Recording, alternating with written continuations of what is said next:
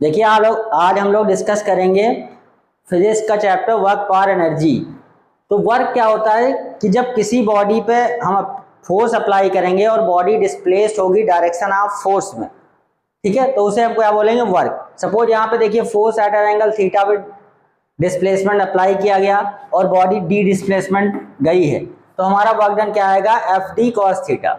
अब चूंकि इसको हम लिख सकते हैं एफ डॉट डी, क्योंकि फोर्स और डिस्प्लेसमेंट का डॉट प्रोडक्ट क्या होता है, वर्क डन। इसकी यूनिट क्या होगी आपकी, जूल। डायमेंशन आपको पहले से पता है, ml2t-2। अगर अब आगे देखें हम कि कैसे कैलकुलेट, अब देखिए कि वर्क को हम कैसे कैलकुलेट करते हैं।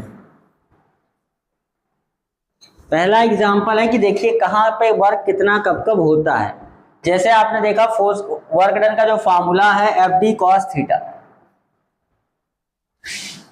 W इज इक्वल टू हमने पढ़ा एफ डॉट डी, या फिर इसको कहें एफ डी कॉस थीटा। तो सबसे पहला केस जो आएगा पॉजिटिव वर्क। अब यहां थीटा है, थीटा जब आपका 0 डिग्री होगा तो क्या हो जाएगा, पॉजिटिव वर्क। इसका मतलब जिधर फोर्स अप्लाई हो रहा है, जैसे कोई बॉडी नीचे गिर रही है, अगर बॉडी कोई फ्रीली फॉल हो रही है तो नीचे इसमें फोर्स कितना लग रहा है, mg, और यहां से मान लो ये गिरी x, तो इसका डिस्प्लेसमेंट कितना हुआ, x। तो वर्क डन क्या निकलेगा हमारा, फोर्स लग रहा है mg नीचे की तरफ और डिस्प्लेसमेंट भी नीचे की तरफ, x इंटू कॉस 0, तो क्या आया mgx। ये क्या है, पॉजिटिव वर्क। ये क्या हो जाएगा, तो work done by gravity during freely falling body is example of positive work. दूसरा अगर हम ध्यान से देखें, निगेटिव वर्क, उस समय थीटा कितना होगा, 180 डिग्री। जैसे एग्जांपल के लिए कोई बॉडी आगे की तरफ जा रही है और फ्रिक्शन इस पे अपोजिट लग रहा है, तो वर्क डन बाय फ्रिक्शन क्या हो जाएगा,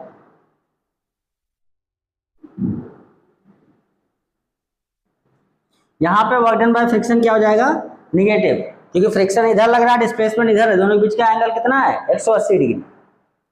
ऐसे दूसरा एग्जांपल देखें, हम किसी बॉडी को ऊपर लेके जाएं, किधर लेके जाएं, तो वर्क डन बाय ग्रेविटी यहां बात करें तो mg किधर लग रहा है, नीचे, और डिस्प्लेसमेंट किधर हो रहा है, ऊपर।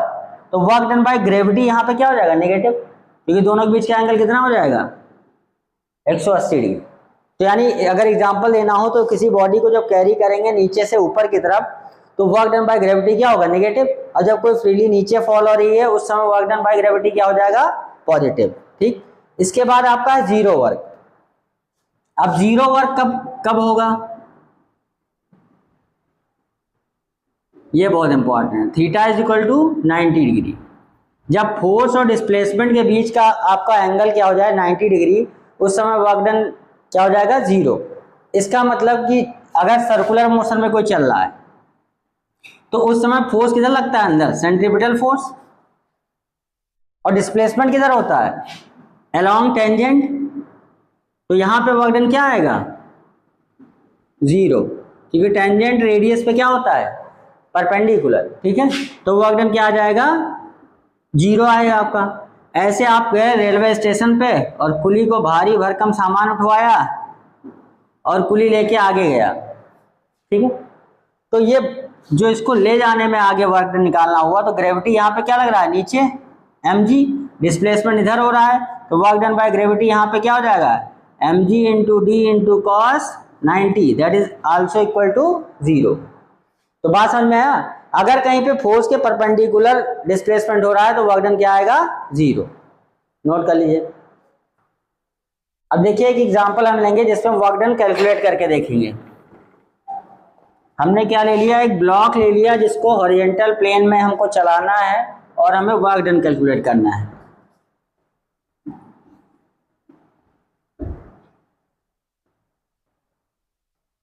ये हमारा प्लेन है, ठीक है, जब मान लिया यहाँ पे कोफिशिएंट ऑफ फ्रिक्शन 0.2 है। ये एक ब्लॉक है जिसका मास हमारा 8 kg है, और इधर की तरफ एक फोर्स लगाया गया 32 न्यूटन का, ठीक है, और कुछ समय के बाद इसका डिस्प्लेसमेंट कितना हो गया,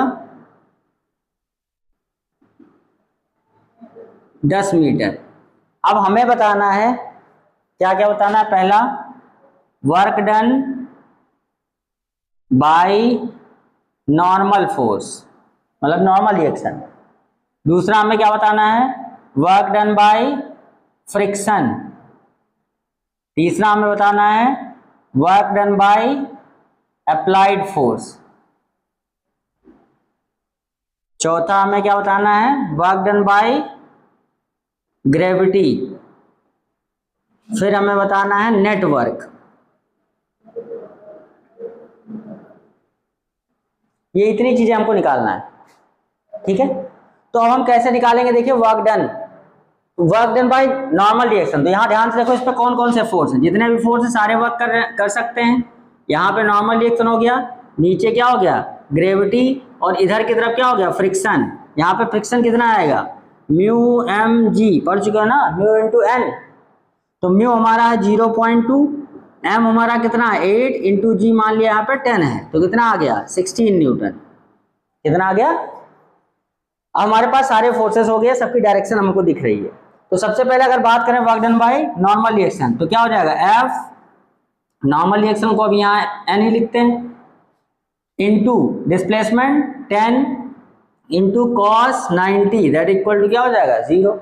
क्योंकि भाई नॉर्मल रिएक्शन ऊपर लग रहा है, डिस्प्लेसमेंट ऐसे हो रहा है, तो नॉर्मल रिएक्शन यहाँ कितना वर्क कर रहा है, 0। दूसरा अगर देखें फ्रिक्शन का वर्क डन, तो फ्रिक्शन क्या होगा, friction into displacement into cos कितना है 180 डिग्री, है नहीं। देखिए डिस्प्लेसमेंट इधर हो रहा है, फ्रिक्शन किधर लग रहा है, अपोजिट। फ्रिक्शनल फोर्स हमारा कितना आया 16 इंटू डिस्प्लेसमेंट कितना है 10, यानी कितना आएगा 160 न्यूटन। कितना आ जाएगा 160 न्यूटन माइनस के साथ, क्योंकि कॉस 180 इज माइनस, तो माइनस 160 न्यूटन। ये कौन कर रहा है, फ्रिक्शन है।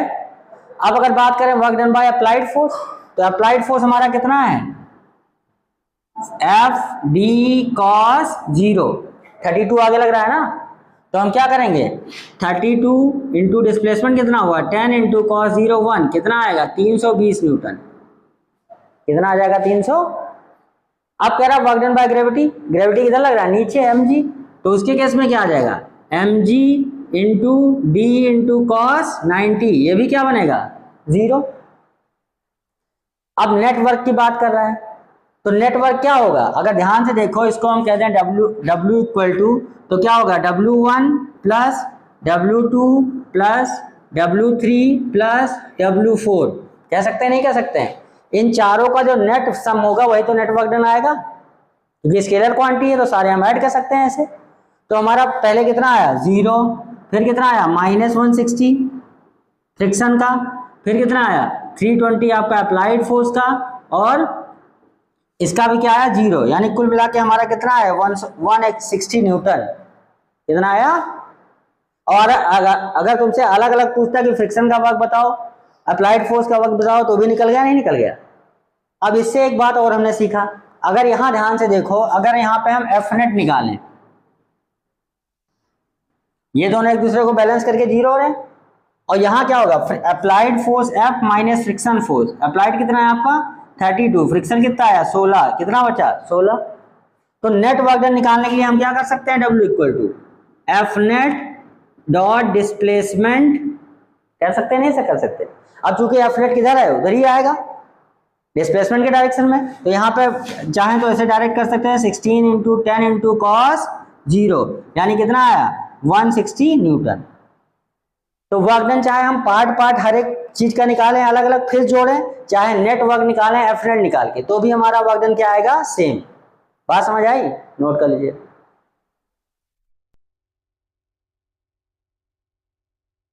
चलिए अब हम लोग आगे देखते हैं। यहां पे हमने देख लिया कि फ्रिक्शन और सबका वर्क डन। अगला क्वेश्चन कोई है, लिखिए a force of 50 Newton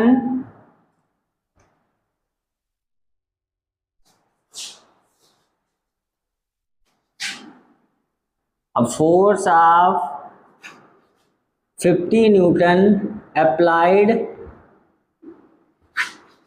on a body of mass 10 kg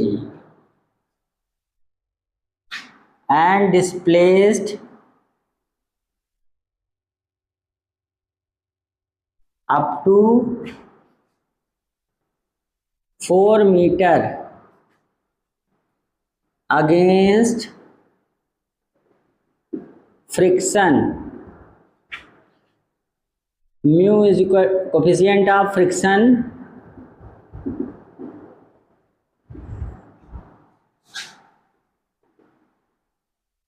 is mu equal to 0.3,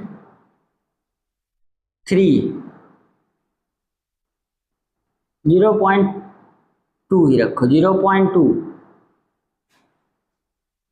find पहला work done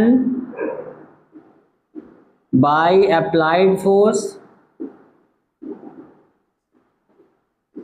work done by friction, तीसरा नेटवर्क।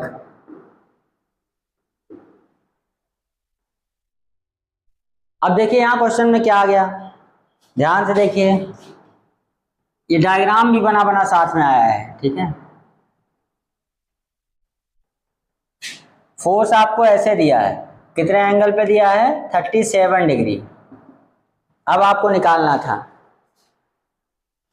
क्वेश्चन का ये डायग्राम भी है कि फोर्स कितना है, 15 न्यूटन का, applied on a body of mass 10 kg and displace up to 4 metre against friction, coefficient of friction mu equal to 0.2 है। अब आपको सारी चीजें निकालनी है। तो यहाँ पे ध्यान से देखो, अगर इधर की तरफ देखें फोर्स का कंपोनेंट कितना आएगा, F cos 37, ऊपर क्या आएगा, F sin 37, नीचे की तरफ क्या आएगा आपका 10G, और ऊपर क्या आएगा नॉर्मल रिएक्शन। तो फ्री बॉडी से देखें normal reaction plus F sin 37 equal to 10G N plus F sin 37 अगर देखो तो कितना आएगा, F sin 37, F हमारा है 50 into sine 37 3/5 equal to 100, G की वैल्यू 10 रख रहे हैं यहाँ पे, तो N इज इक्वल टू क्या आ जाएगा 90। नॉर्मल रिएक्शन यहाँ पे क्या आ गया 90 न्यूटन।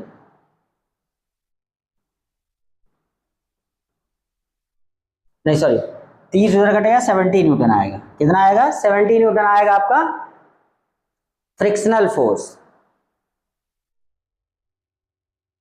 अब यहां ध्यान से, ये तो थोड़ा हमें लगता है कि चल ही नहीं पाएगी बॉडी क्या,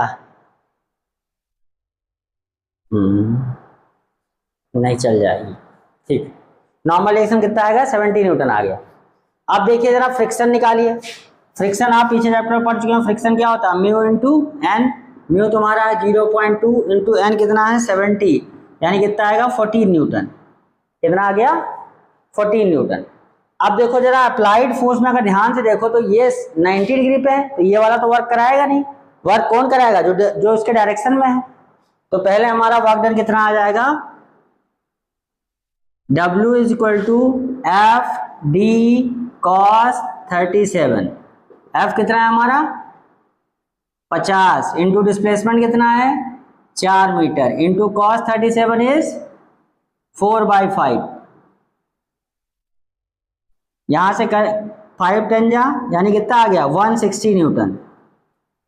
अप्लाइड फोर्स ने कितना वर्क डन कराया। दूसरा अब हम क्या करेंगे, वर्क डन बाय फ्रिक्शन, तो force into displacement into cos 180, क्योंकि फ्रिक्शन डिस्प्लेसमेंट के किधर लग रहा है अपोजिट, फ्रिक्शन इसके अलॉन्ग इधर लगेगा ना। तो फ्रिक्शन हमारा यहाँ पे कितना है, फ्रिक्शन लग रहा है हमारा 14 into displacement 4 into cos 180, cos 180 is -1 यानी -56 जूल, सॉरी ये वर्क डन जूल में आएगा। कितना आएगा work done by friction -56 joule. अब नेट वर्क निकालना है आपको, तो W नेट आप कैसे कर सकते हैं, चाहे तो W1 प्लस W2 कर दें। तो एक हमारा कितना है 160 माइनस 56 कर दें तो क्या हो जाएगा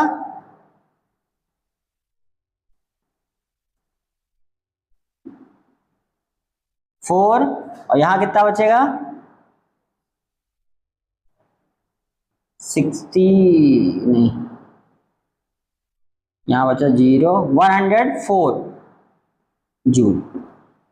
तो नेटवर्क कितना हुआ 104 जूल। यहाँ पे फ्रिक्शन अपोजिट में काम कर रहा था वो 56 -56 जूल किया, या इतना किया।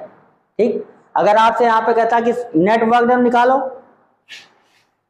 तो वहां से नेट वर्क डन निकालने के लिए हम सीधे क्या करते हैं, net force minus net force into displacement.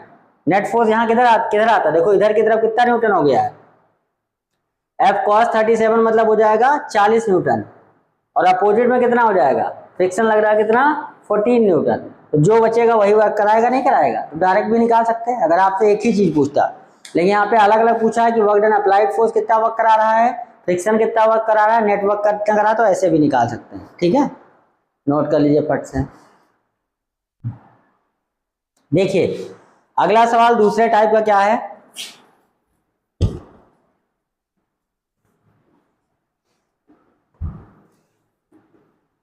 Question है आपका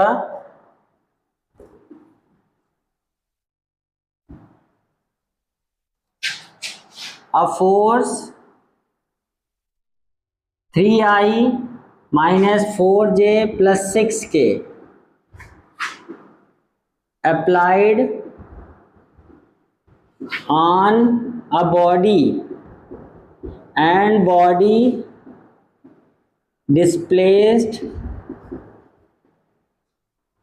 from 1, 2, 3 to 3, 4, 5 मीटर। अब ऐसे केस में मान लो क्या है, हमारा एक पॉइंट हो गया 1, 2, 3, दूसरा पॉइंट हमारा क्या हो गया 3, 4, 5। तो डिस्प्लेसमेंट वेक्टर यही तो होगा, यहां से यहां ले जा रहे हो तो डिस्प्लेसमेंट वेक्टर यही होगा। तो डिस्प्लेसमेंट वेक्टर निकालने के लिए फॉर्मूला क्या है, R2 vector minus R1 vector. R2 vector इसको कैसे लिखा जाएगा, ये हमारा R2 वेक्टर जो होगा वो क्या हो जाएगा 3i + 4j + 5k। ये कितना हो जाएगा i + 2j + 3k हो जाएगा। तो डिस्प्लेसमेंट वेक्टर जो आएगा हमारा 3i + 4j + 5k minus i + 2j + 3k। ध्यान से देखिए यहाँ बचेगा 2i + 2j + 2k आ गया, आया, देखिए बच रहा है 2 2। अब वर्क डन क्या होता है, force dot displacement dot product. अब आपने वहां डॉट प्रोडक्ट करना सीखा था, फोर्स है 3i - 4j + 6k dot displacement है 2i + 2j + 2k है। तो i वाला i से मल्टीप्लाई हुआ 6 -4 × 2 कितना हो गया -8 + 6 2 जा 12, तो कितना आ गया 10 जूल। कितना वर्क डन आ गया 10 जूल। तो कहीं पे वेक्टर फॉर्म में अगर फोर्स लग रहा है और डिस्प्लेसमेंट एक जगह से दूसरी जगह हो रहा है, तो आप उसको करने के लिए क्या करेंगे F.D। देखिए एक एनसीईआरटी क्वेश्चन है, कह रहा कि find the angle between force this unit and displacement this unit, also find the projection of F on D। का मतलब क्या हुआ, फोर्स का component along displacement, projection word भी कहे तो क्या है component of force along displacement. ये आप पहले भी निकालना सीख चुके हैं, क्या होता है component of A along B। तो फोर्स का अगर क्या है projection of F along D अगर करना है डिस्प्लेसमेंट, तो कैसे निकालेंगे हम F.D का यूनिट वेक्टर, क्या करेंगे F.D का यूनिट वेक्टर, समझ गए। और इसको अगर वेक्टर फॉर्म में कन्वर्ट करना है तो क्या कर देंगे हम इनटू डिस्प्लेसमेंट के यूनिट वेक्टर से मल्टीप्लाई भी। तो यहाँ पहला पार्ट हमको फोर्स और डिस्प्लेसमेंट के बीच का एंगल चाहिए, तो हमको पता है क्या होता है W = F.D cos थीटा। अगर वर्क निकाले यहाँ पे तो फोर्स हमारा कितना है 3i + 4j - 5k dot 5i + 4j + 3k equal to हमारा उधर कितना है फोर्स का अगर मैग्नीट्यूड निकालो तो under root 3 square plus 4 square plus -5 square into 5 square plus 4 square plus 3 square cos theta. आएगा नहीं आएगा? अब इसको जरा करो, 3 5 जा 15 माइनस प्लस 60 4 4 जा 16 फिर -15 इक्वल टू ये कितना आ जाएगा अंडर रूट 50, ये भी क्या आ गया under root 50 into cos theta आएगा। यहां से को 15 15 कट गया तो 16 इक्वल टू क्या आएगा 50 कॉस थीटा।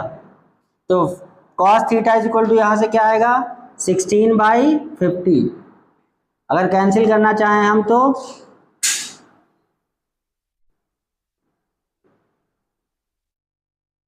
तो थीटा इज इक्वल टू क्या आ जाएगा cos inverse 8/25।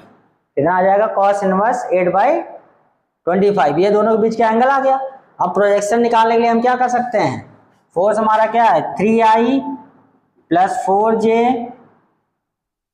Minus 5k dot जो डिस्प्लेसमेंट वेक्टर है इसका unit vector 5i plus 4j plus 3k upon under root क्या कर देंगे 50। ये हमारा प्रोजेक्शन आ जाएगा नहीं आ जाएगा?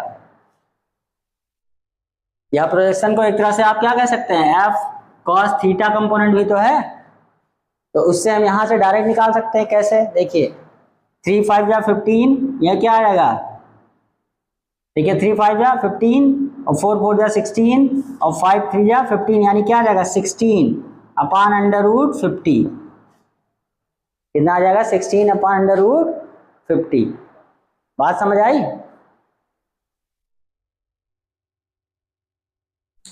अरे फोर्स का हमने क्या निकाल दिया कंपोनेंट अलोंग डिस्प्लेसमेंट, नोट कर लीजिए। तो चलिए हम लोग आगे देखते हैं। अब हमने पढ़ा था वर्क डन, अब आज देखते हैं work done by variable force. Work done by variable force.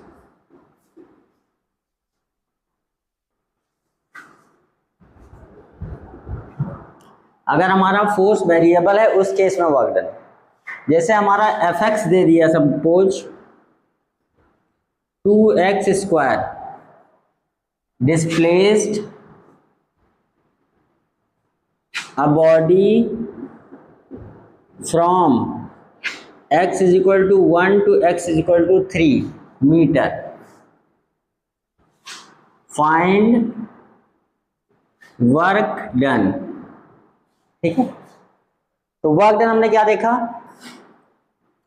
dw is equal to integral f dot dx।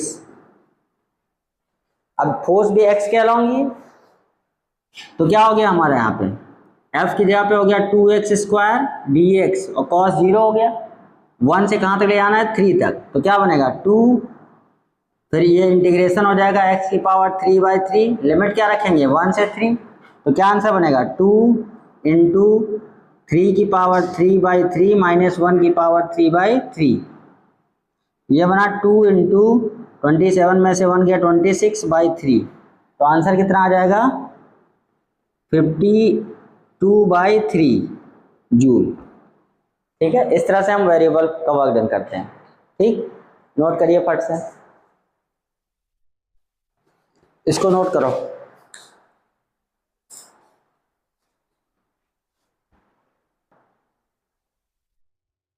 देखिए ये हो गया आपका वर्क डन। अब अगर हमारा कहीं पे देखिए ध्यान से इंटीग्रेशन करना है, इंटीग्रेशन कर लीजिए फट से। अब देखिए कहीं पे अगर आपका क्या आ जाए कि वर्क डन कुछ इस तरह, वर्क फोर्स ऐसे दिया जाए कि Fx Ij के तीनों के फॉर्म में, जैसे आपको कहीं पे फोर्स दे दिया जाए वेरिएबल फोर्स में F equal to Fx I cap Fy J cap और Fz K कैप, और डिस्प्लेसमेंट हमारा क्या होगा था उस केस में dx I cap dy J cap और dz K कैप। तो हमारा जब वर्क डन निकालना होगा तो क्या करेंगे, ध्यान से देखो I का प्रोडक्ट I से क्या होता है 1, किसी और से 0। तो जो हमारा वर्क डन आएगा वो कैसे आएगा, integral f x d x plus integral f y d y plus integral f z d z. मतलब क्या हुआ कि जो x वाला कंपोनेंट है उसका वर्क डन अलग, y वाला अलग, z वाला अलग, फिर निकाल के हम क्या करेंगे, नेटवर्क निकालेंगे। ठीक है, जैसे हमारा चलिए नेक्स्ट क्वेश्चन देखते हैं। जैसे मान लिया आपका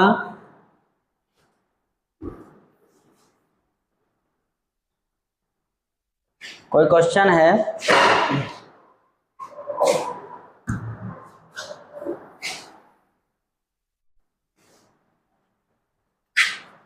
if f is equal to x 2x I cap plus x square y j cap displaced a body from 0,0 to 1,3 meter where y is equal to x square, find work done।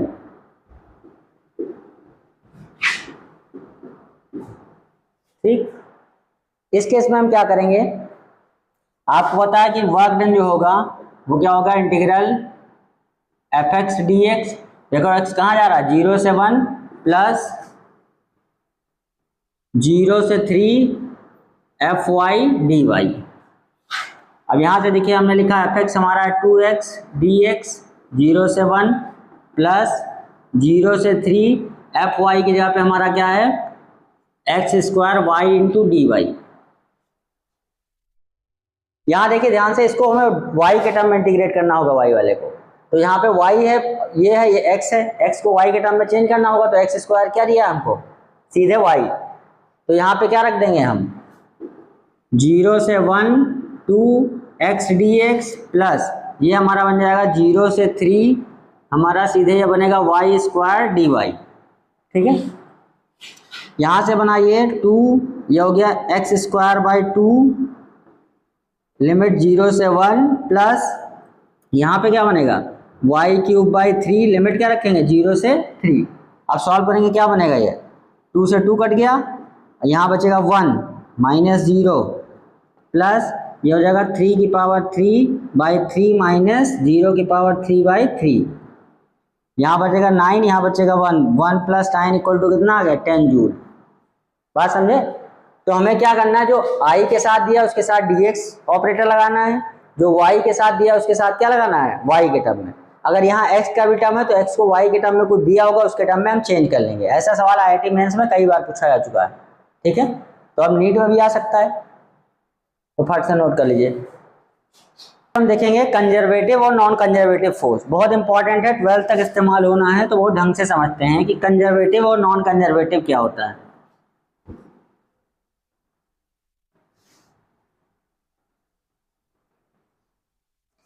Conservative force क्या है,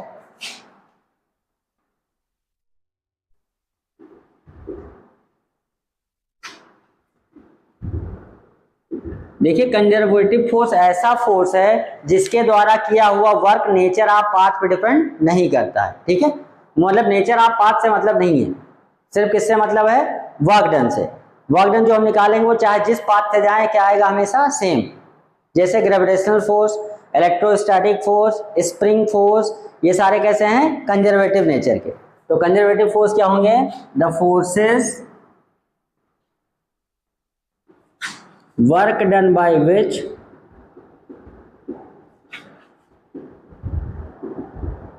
independent on nature of path followed। ठीक है, are called conservative force. Generally potential energy defined होती है conservative force के लिए, ठीक है। इट मीन्स एग्जाम्पल कौन से हुए, gravitational force, electrostatics, magnetic, spring, elastic, ये सारे फोर्सेस कैसे हैं जो आपके हैं, वो सारे कंजर्वेटिव नेचर के हैं। तो इन सब के केस में क्या होगा, पोटेंशियल एनर्जी डिफाइंड होगी। और इस केस में होगा क्या, minus time delta work done by conservative force equal to change in potential. U यहाँ पे क्या है, potential energy, minus time work done by conservative force हमेशा किसके बराबर होगा, डेल्टा यू के बराबर। इट मीन्स हम कह सकते हैं यहाँ पे डी डब्ल्यू को हम क्या लिख सकते हैं, एफ डॉट डी आर लिख सकते हैं, लिख सकते हैं, इक्वल टू इसको हम लिख दिए डी यू। यानी अगर हम यहाँ से फोर्स देखें तो फोर्स इक्वल टू हमारा क्या मिलेगा, minus D you by D R. क्या हुआ, D you by D R. पर ये हमारा सही ऐसे है कि फोर्स हमारा d you by D R होता है, पर ये जैसे मान लो हमारा जो फोर्स है वो फोर्स कैसा होगा, फोर्स को लिखा जाएगा एफ एक्स आई कैप, एफ वाई जे कैप और एफ जेड के कैप, ठीक। डिस्प्लेसमेंट जो डी आर है उसको हम क्या लिखेंगे, डी एक्स आई कैप, डी वाई जे कैप और डी जेड के कैप। तो यहाँ जो फोर्स निकलेगा वो फोर्स कैसे निकलेगा हमारा, एफ बराबर d you by minus D you by d, f x जो होगा वो क्या आएगा, minus D you by D x, F y जो आएगा वो क्या आएगा, minus D you by D Y, और एफ जेड कैसे मिलेगा, minus D you by D z, ठीक है। पर rate of change of potential energy किसके बराबर होगा, फोर्स के, अगर यूनि डायरेक्शनल है। अगर एक्स के टर्म में कहें तो एफ एक्स बराबर एफ बराबर क्या होगा, D you by D x minus D you by D x. बात समझिए, अगर खाली फोर्स एक्स पे डिपेंडेंट है। अब फोर्स अगर हम कहीं पे बनाएं किसका, पोटेंशियल एनर्जी वर्सेस, इतना नोट करिए तब बताएं। अब देखा हमने कि सबसे इंपॉर्टेंट लाइन है कि delta time work done by conservative force equal to change in potential energy. Change in potential energy मतलब potential energy final minus potential energy initial. और हमको फोर्स अगर निकालना होगा तो एफ एक्स निकालने के लिए minus D you by D x, F Y निकालने के लिए D you by D Y और F Z equal to D you by D Z. अब अगर कहीं मान लिया हमको पोटेंशियल एनर्जी वर्सेस आर का कर्व दिया है तो उसके केस में हम कैसे फोर्स देखेंगे और क्या समझेंगे उसके बारे में जरा हम देखते हैं। अगर मान लिया कहीं पे आपको दे दिया potential energy versus r curve, मान लो कहीं पे ग्राफ दिया है, इधर यू दिया है और इधर एक्स दिया है, आपका ग्राफ कुछ ऐसे आया, ठीक। ये हमारा कुछ ग्राफ है, थोड़ा और उसको ऊपर से ले लें ताकि देखने में समझ में आए। ऐसे ये कोई ग्राफ चल रहा है ऐसे, और यहाँ से ऐसे स्ट्रेट लाइन हो गया। हमने क्या देखा है कि फोर्स हमारा क्या होगा, फोर्स हमने देखा minus D you by D x, यहाँ एक्स के लिए, एक्स लिए फोर्स क्या हो जाएगा, minus D you by D x. इससे हम क्या कर सकते हैं, पहली बात तो इसका जो u वर्सेस x का कर्व होगा या u वर्सेस r का कर्व होगा वो क्या बताएगा, स्लोप, उसका स्लोप क्या बताएगा, फोर्स। जैसे यहाँ पे ध्यान से देखो तो स्लोप कैसा है, थीटा लेस देन 90 है तो स्लोप पॉजिटिव है। स्लोप कैसा है, जब स्लोप पॉजिटिव है तो हमारा ये माइनस टाइम है तो फोर्स कैसा आएगा, निगेटिव डायरेक्शन में, किधर आएगा, आएगा नहीं आएगा। और यहाँ पे देखें अगर स्लोप कैसा है, यहाँ पे स्लोप निगेटिव है तो कैसा आएगा, पॉजिटिव डायरेक्शन में, मतलब यहाँ पे फोर्स इधर की तरफ आएगा और यहाँ फोर्स इधर की तरफ आएगा, आएगा नहीं आएगा। अब अगर कोई पार्टिकल यहाँ पे रखा है, सोचो अगर इसको स्लाइटली डिस्प्लेस करो तो क्या होगा, यहां से अगर डिस्प्लेस करोगे तो भाग जाएगा इधर, और इधर डिस्प्लेस करोगे स्लाइटली तो इधर भाग जाएगा। लेकिन अगर पार्टिकल यहाँ पे रखा हो तब क्या हो, अगर इसको इधर डिस्प्लेस करोगे तो इधर आएगा, इधर डिस्प्लेस करोगे तो इधर आएगा, क्योंकि यहाँ जब पार्टिकल पहुंचेगा तो स्लोप देखिए कैसा है, निगेटिव, तो फोर्स पॉजिटिव, मतलब इसमें फोर्स इस डायरेक्शन में लगेगा मेन पोजिशन के अबाउट। तो यहाँ पे दो चीजें हैं, एक तो इक्विलिब्रियम की बात हुई, तो इक्विलिब्रियम अगर देखना होगा तो पहली चीज हमको क्या मिलेगी, जो हमारा d you by D x equal to zero, यानी स्लोप क्या हो जाएगा वहां पे, जीरो होगा। वो पॉइंट इक्विलिब्रियम का होगा जहां पे फोर्स क्या हो जाए, zero. F equal to zero equal to होगा, ठीक है, मतलब d you by D x वहां पे क्या मिलेगा, जीरो। बात समझ में आई? अगर कोई तुमको दे दे पोटेंशियल एनर्जी और पूछे स्टेबल इक्विलिब्रिया कहाँ है या अनस्टेबल इक्विलिब्रिया कहाँ है या इक्विलिब्रियम पॉइंट कहाँ है, अब यहाँ पे दो इक्विलिब्रियम पॉइंट है, ये भी है, ये भी है और ये भी है, तीन इक्विलिब्रियम पॉइंट, ठीक है, समझ गए? अब तीनों में कौन स्टेबल है, कौन अनस्टेबल है, कौन न्यूट्रल है? अगर ध्यान से देखो ये वाला कर्व तो कैसा है, इसका डबल डिफरेंशिएशन क्या होगा, मैक्सिमा मिल रहा है ना, तो क्या मिलेगा, निगेटिव।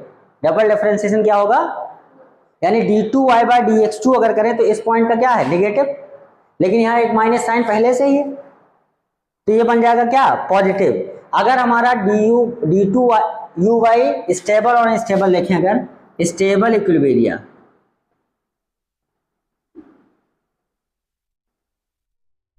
और इधर देखिए अनस्टेबल इक्विलिब्रियम,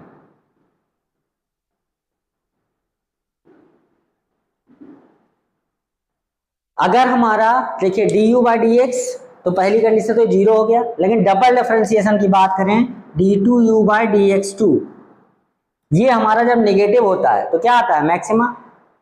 और जब ये जैसे ये पढ़ाना हमने बताया नहीं था, अगर कहीं पे d two y by D x two अगर निगेटिव आता है तो क्या होता है, मैक्सिमा। पर यहाँ एक निगेटिव साइन पहले से है तो इसका उल्टा यहाँ हो जाएगा, तो जहाँ पे मैक्सिमा होगा वहां पे क्या आएगा, अनस्टेबल, वहां पे क्या आएगा, और मैक्सिमा कब आएगा, जब d you by D x हमारा क्या हो, d two u by D x two क्या हो जाए, निगेटिव, क्या हो जाए, एक साइन यहाँ पहले से ही है निगेटिव में, तो यानी इसको क्या आना चाहिए, पॉजिटिव। क्या आएगा, अरे y वर्सेस x कर्व है मान लो, अगर पहले निगेटिव पे हमको क्या मिल रहा था, मैक्सिमा, तो यहाँ निगेटिव साइन पहले लगाए तो पॉजिटिव पे क्या मिलेगा, मैक्सिमा। तो अगर हमारा क्या आ जाए d2u by D x to कैसा आ जाए, पॉजिटिव, तो वहां पे क्या मिल जाएगा, अनस्टेबल, वहां पे क्या मिल जाएगा। और अगर हमारा d2u by D x to कैसा हो जाए, निगेटिव, तो वहां पे क्या मिल जाएगा, stable equilibrium.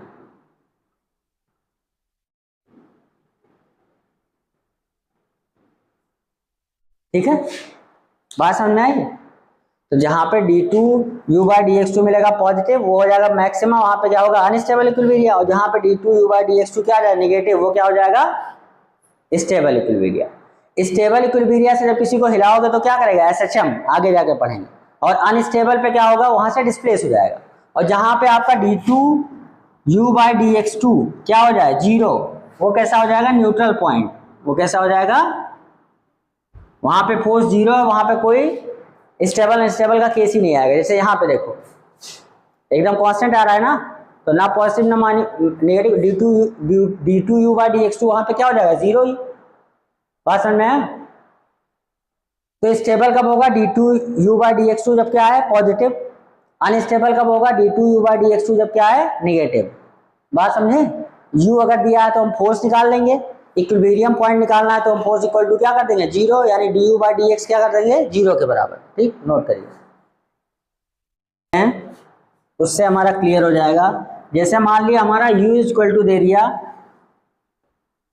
2x square minus 8x, क्या दे दिया,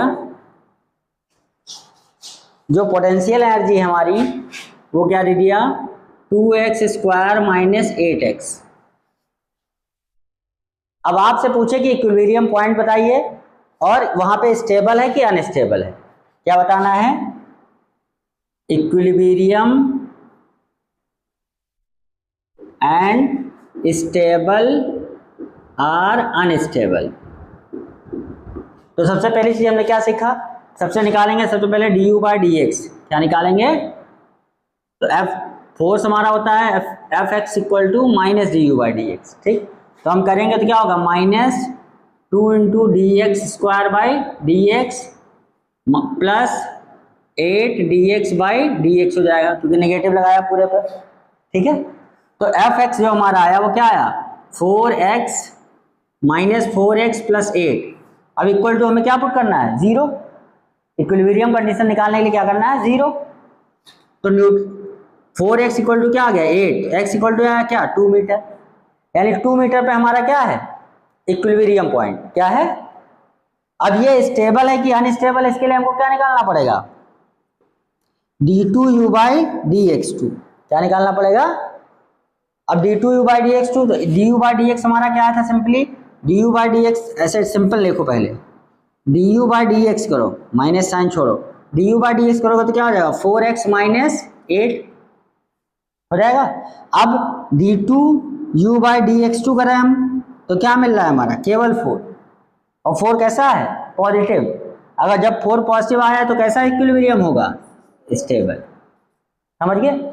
d2u बाई dx2 हमारा कैसा आ गया पॉजिटिव, पॉजिटिव मतलब मिनिमम वाली कंडीशन, तो यहाँ पे क्या होगा स्टेबल इक्विलिब्रियम, क्या होगा स्टेबल इक्विलिब्रियम, नोट कर लीजिए।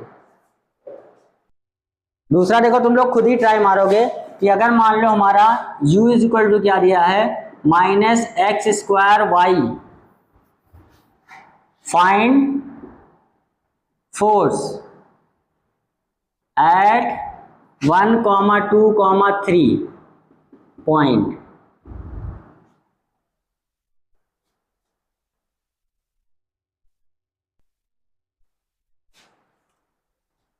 अब जैसे देखिए ये सवाल हमको दिया गया, अब हमको क्या निकालना है फोर्स, u बराबर एक्स स्क्वायर वाई, ऐसे तुमको एक्स स्क्वायर वाई जेड भी कह सकता था या और आगे भी दे सकता था।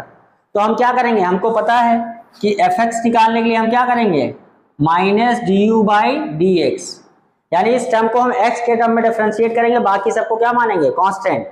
तो हमारा एक्स स्क्वायर वाई है तो क्या होगा माइनस, माइनस साइन पहले से d by D x of क्या है माइनस एक्स स्क्वायर वाई, तो माइनस माइनस प्लस और एक्स स्क्वायर बाहर आ गया, क्या हो गया d y by sorry y यहाँ कांस्टेंट है बाहर आएगा, तो minus minus plus y d x square by D x, तो ये कितना बनेगा 2xy।